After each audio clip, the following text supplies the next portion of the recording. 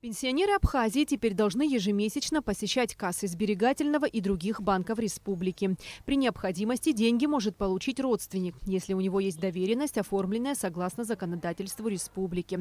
Новые правила связаны с тем, что после смерти пенсионеров держатели их банковских карт задолжали Пенсионному фонду России более 17 миллионов рублей. Это решение было принято не нами, это решение было принято Пенсионным фондом России.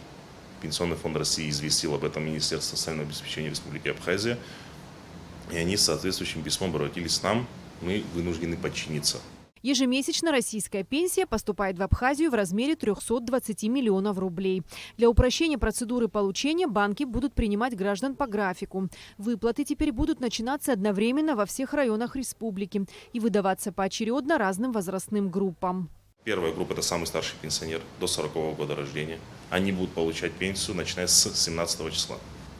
Следующая группа до 53 года рождения, она будет получать пенсию, начиная с 20 числа. И оставшиеся все пенсионеры, начиная со 2 сентября, получат пенсию. Что касается графика платежей, он ежемесячно будет разрабатываться индивидуально в связи с тем, что в каждом месяце у нас на разные дни выпадают выходные дни или праздничные.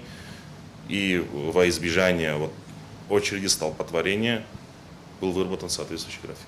Те пенсионеры, которым по каким-либо причинам не удалось прийти в назначенные дни, смогут забрать деньги в любое время. Обслуживание будет вестись как в головном офисе Сбербанка, так и в его районных отделениях. Кроме того, пенсионеры смогут получать выплаты и в коммерческих банках республики. Эсма Гуланзе, Степан Мартиросян, Абхазское телевидение.